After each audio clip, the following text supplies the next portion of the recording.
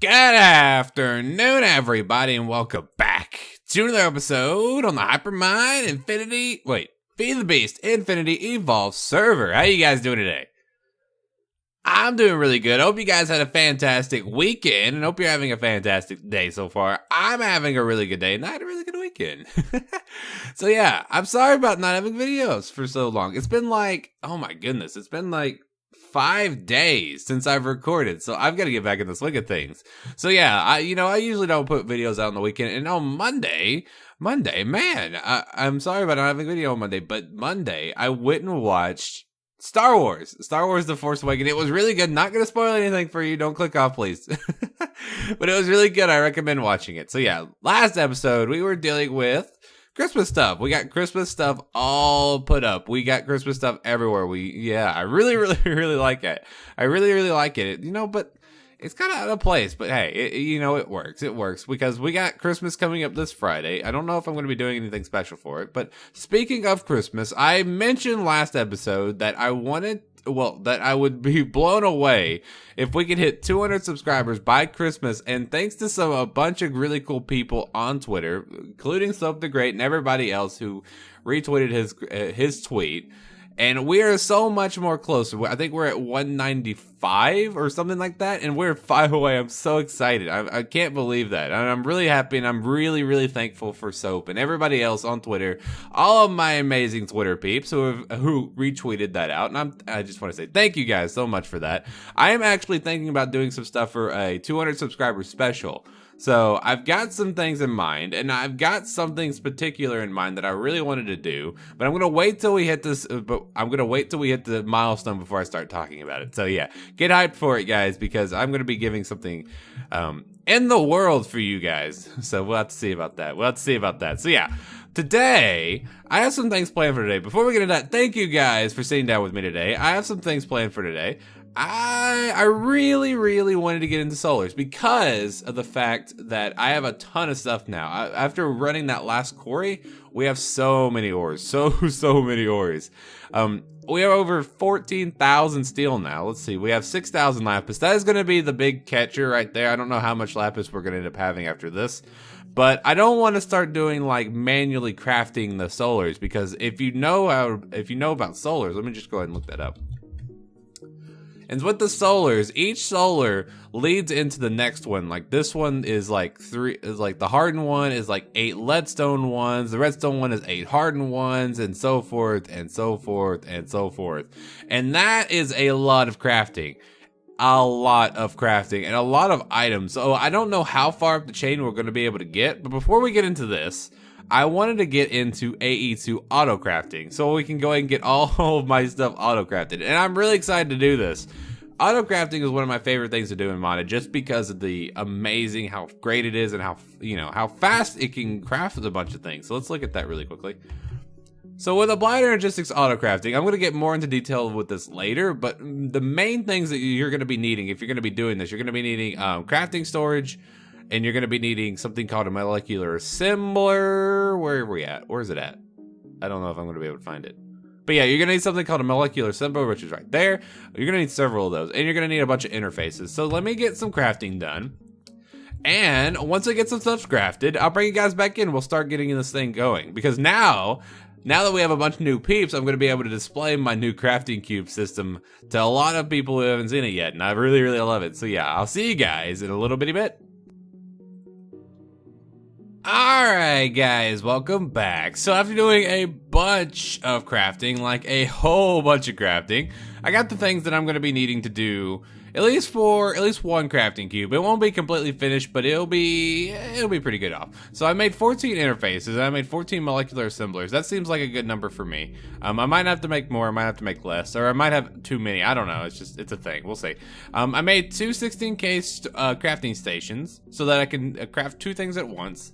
And then, I've got some regular ME cable, and then I made some dense ME cable from Ender IO. And the reason I made this instead of just making like let me go see. I made one of these over here. Let me go over here. Applied Energistics has their own dense cable. Let me see if I can get to it. Right there.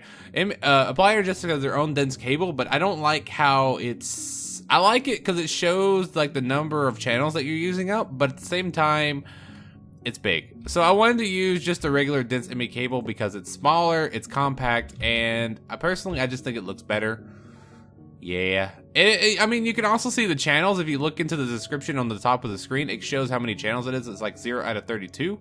So, yeah, it works. So let me go ahead and dig this up. First things first, if you're going to be playing this at home, the way that, if you're completely out of the loop and you have absolutely no idea how Applied Energistics 2 Autocrafting does, a simple explanation on how it works is basically you're gonna need, it's kind of like a computer, how a computer works. So to craft something, you're gonna need some memory for the computer to work, and that's what these things are. These things offer up memory for your system to autocraft something. And then you're gonna need somewhere for it to autocraft the item that you're gonna want. Now, in order for you to input items for the system to autocraft, you're gonna need an interface. In order for the system to autograph something, you're gonna need a molecular assembler. So those are the two key items that you're gonna be needing for this. So let's go ahead and just show you guys what my famous, well, it's not famous. I guarantee you that someone's done this before, but I personally have never seen it. But the way I do my autocrafting is I make little cubes out of it. So let's see, how far over do I want to make this? I want to make this center. 1, 2, 3, bam, 1, 2, 3. Yeah, so this mark right here. So what I'm gonna do is I'm gonna stretch a dense ME cable from my center controller, which, by the way, I made my controller a circle out of this. I don't know how else to explain that. It's literally that. But I moved it from right there. So I made a bigger one so that I could have more channels onto it. So, and then I'm going to bring this down like so. I don't know if that should be low enough. I think that'll be good. And then what I'm going to do is I'm going to alternate my molecular assemblers with my interfaces. And what this is going to do is it's going to allow one interface to communicate with multiple molecular assemblers. And why I usually do that is basically because, let's just say if I'm crafting planks, if I'm crafting a bunch of wooden planks and I want to craft 10,000 wooden planks, it's gonna, in order for me to craft those wooden planks faster, I'm gonna want to interact, my interface to interact with more molecular assemblers at a time. Because if I just had this one next to this one, it's only gonna be able to communicate with this one molecular assembler. And that means that this molecular assembler is going to have to craft all 10,000 of those planks by itself. Now, if I have 4 of them connected to it, it's going to be able to communicate with all 4 of these molecular assemblers and be able to autocraft 10,000 wooden planks together. So it's going to be able to split the cost or the time, or it's going to be able to split the amount of planks between all 4 of these molecular assemblers instead of dedicating it all to one. That's the reason that I usually use this method. I've heard people in the past say that this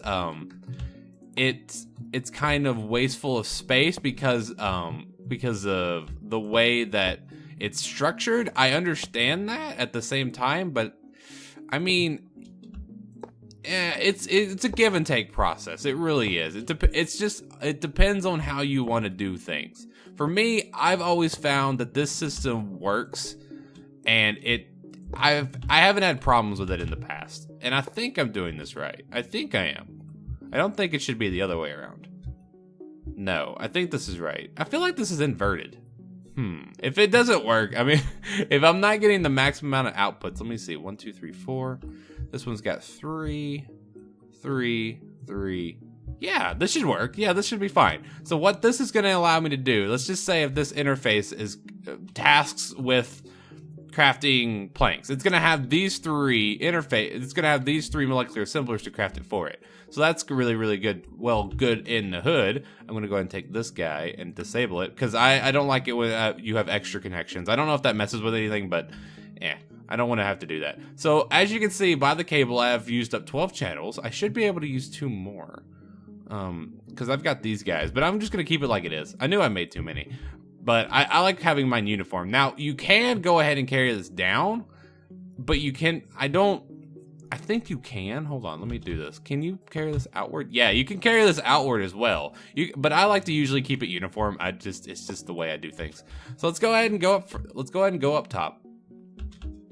And I'm going to need to craft 2 different terminals. I'm going to want to craft, let me look. Let's go in my system really quickly. Terminal. So right now, I'm going to have to craft something. Shut up. Why aren't you guys doing your job? Okay, don't shoot me.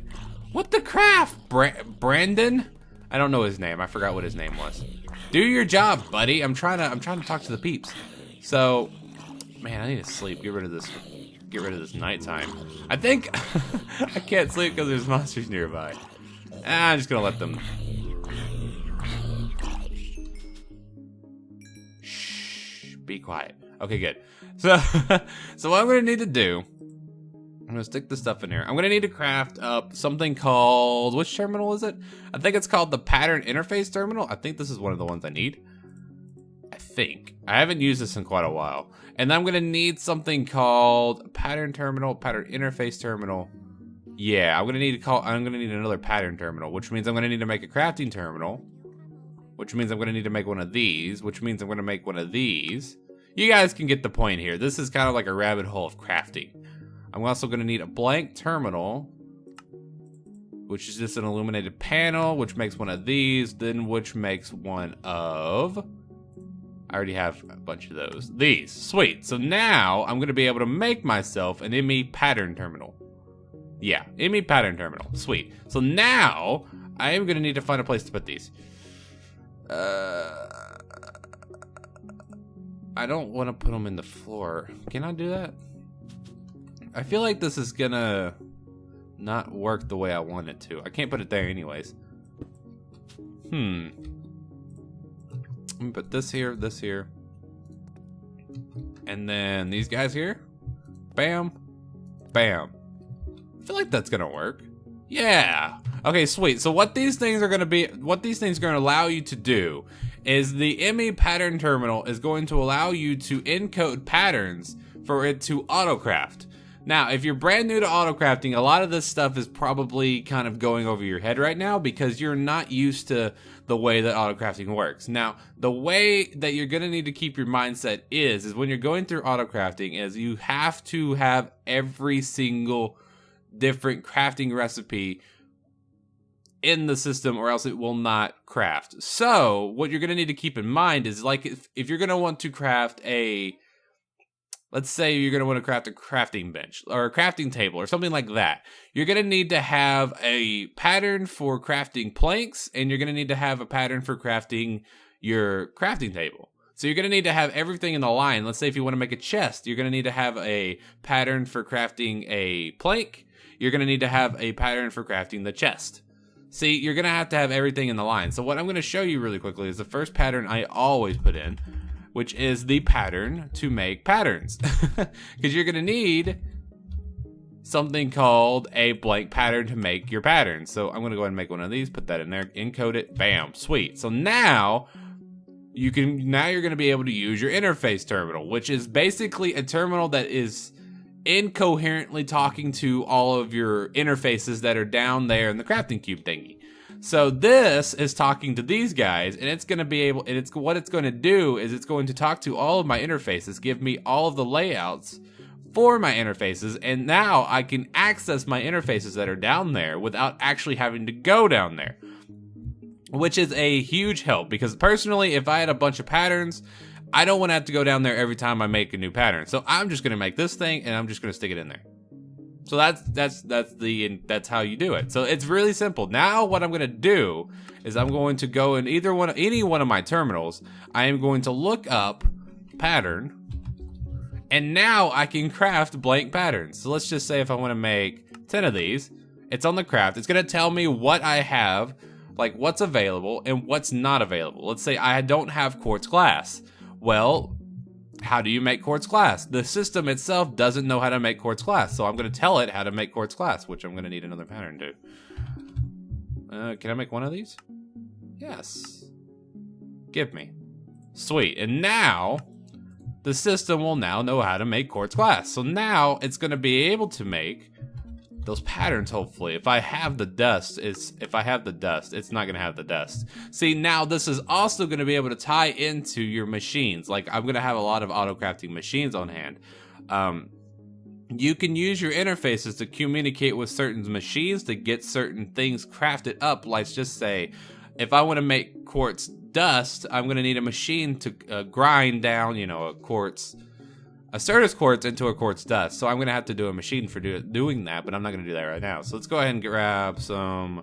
Let's go ahead and grab one of these, and I'm going to go down here really super quickly and get these grinded up. Now a lot of you are probably, especially if you've never messed with autocrafting, a lot of you are probably like, this is way too complicated.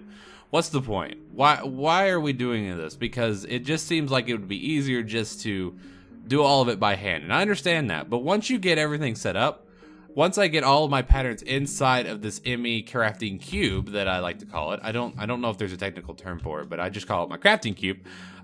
It's gonna be a lot easier to do anything. I can craft down huge amounts of items. Let's just say if I want to craft one of these, like the ultimate solar panels, which would take a very long time to craft by hand, I could just click a button and it would craft it automatically. So I really, really love ME Autocrafting. It makes things a lot easier, especially when you get machines and all that stuff tied together. So let's go ahead and do pattern. Let's go ahead and make 10 of these. Bam. And it's going to craft them for me. So I don't have to do that by hand, which is really, really cool. And I love that. Now, for the ME crafting, for the crafting cube and for the molecular assemblers, you're able to speed these up. And olden times, back on Applied Energistics 1, you didn't have to do that. You made like a Mac and it would speed itself up. But for these guys, you have to do it manually. Well, it's not technically manually, but what you're going to want to do is you're going to want to make something called an acceleration card, which I've shown these off in the past, which are these guys right here. You can make these acceleration cards, which takes an advanced card, and that takes all this stuff. And what they will do is if you set them in your molecular assemblers, which each one of them can hold up to 5 of them. I don't know what else you would want to put in these guys, but you can put up to 5 acceleration cards. And what it will do is it will speed it up tremendously. So all of your crafts will go by a lot faster. Now, on the side of, is this better than Applied Energistics 1? No, it's not. I wholeheartedly like Applied Energistics 1 more, but again, there's no way to get it back. So I just deal with what I got. Now with this system right here, you can craft up to 2 things at a time. And the reason for that is, I only have 2 different crafting storages. Like, it's like a computer. I can't craft more than 2 things at a time because it doesn't have another available slot to use for crafting. So if I wanted to increase the amount of items that I can craft, I would have to increase the amount of crafting storages that I have. So we're going to be doing that in the future. I'm probably going to be doing that a lot off screen, just making these bigger. The bigger these things are, like this thing only has 16,000 bytes or whatever in it, so I can only craft something up to that point. If something takes more data than that, I won't be able to do it. So I'm going to be increasing these in the future. Not right now. And I'm going to probably be making more of these crafting cubes on all 4 sides. I really like making these things. So these things are my favorite. I love these things. It's like the most simplistic style, and it's really, really effective. I really love my crafting cubes. And if you guys have different designs for auto crafting, let me know. I would like to see your designs, but this is my favorite. This is the favorite that I was able to come up with. Really, and to be honest, it's not like groundbreaking. And I guarantee you, I wasn't the first one to come up with that, but that's just what I always use. And I've never really done tutorial. I've never really looked up tutorials for autocrafting or anything like Applied Energistics. I just kind of did it on my own. So yeah, that's a thing. So let me get some more stuff together. I'm going to be fixing this up because this needs to be trimmed out. And I'm going to be seeing how much time we have left on the video. So let me go ahead and go do that. And I'll see you guys in a little bit. Crafts faster, dang it. Come on. You can do it. Alright guys, welcome back. Now I'm doing the one thing I sought out to do at the beginning of the video, which was not getting to, I did want to get into Applied Energistics Autocrafting, but at the same time, I really wanted to get solars online. But in order to get in order to get every pattern for the solars, you have to create the solar before it. So right now, I'm in the middle of crafting up one of the redstone solar panels, which they're really good, but they're not great. So what it's doing is it does take a little while to craft, even with this setup. I don't know if we'll be able to see them pop into existence. They are. See, look at that. I need to set these apart better, because what I'm getting is kind of like bottlenecking, because it's trying to craft, let's just say it's trying to craft a photon cell and a solar in the same thing. So I think I'm gonna need to make them apart, put them apart a little bit better. So let's see, are you done? Yes, you're done. So let's go back up here and let's look. Solar. Yes, so now we got a redstone solar panel. So now I wonder if I'm gonna be able to craft one of these. Let's see, craft this guy. And done. And then let's see, craft this guy. Will I be able to do it? Let's put this guy in here, down here, and then solar. Bam. Bam. Oh, I'm gonna be out of glass. Oh, but everything else is gonna be good. So yeah, I mean it's working. It's really good. So let's see, solar. Let's see, what was the highest one that we got to without having to do anything? We were able to get a redstone solar panel online. I'm gonna be able to craft more of these off screen. I'm gonna probably. Let's see. Let's actually look at these really quickly. To get to the equivalent that I am for my actual, what's it called? My actual reactor. That thing is making over 9,000 RF per tick. So to do that, I'm going to be probably needing to get into, let's see, that's 512. That's 496. I'm going to have to get all the way into the ultimate solar panel just to get over that mark. But these guys... I don't even think I'm going to be able to ever make one of these, because these things are so very expensive. So expensive. Because it takes 8 advanced solar panels, which takes 8 times 8 resident solar panels, which takes 8 times 8 times 8 redstone. 8, you get the point. It takes so many. If you guys want to do the math on how many actual leadstone solar panels you're going to have to make one ultimate solar panel, let me know, because I don't know the math. That's just too much for me. I have a feeling it's going to be around the 32,768 mark.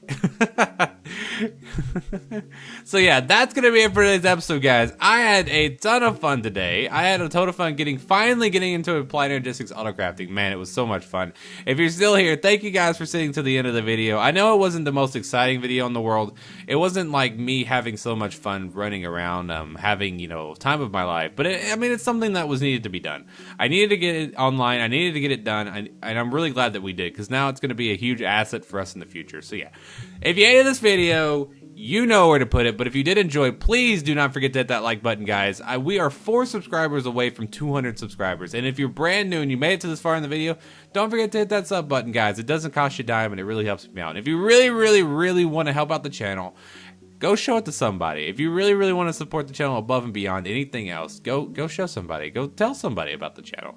Yeah, that really helps me out, guys. So thank you guys for everything. It's been really amazing. So don't forget to post any questions, comments, smart marks in the comments down there. I do love hearing from you guys. I love reading those comments. So I'll see you guys next time. Peace out, and all of you have a great and wonderful rest of your day. See you next time, guys. I feel like the rain is following me. I swear. Literally, I know this is rant after the outro, but I got on. It started raining. In the middle of the game, it started raining. It always rains whenever I'm recording. I don't get it. It's like it's following me. Stop raining, dang it. Stop it. Notch. Fix your game. I'm glad we were able to get some solar panels online. Free power. Now I just gotta get something built for it.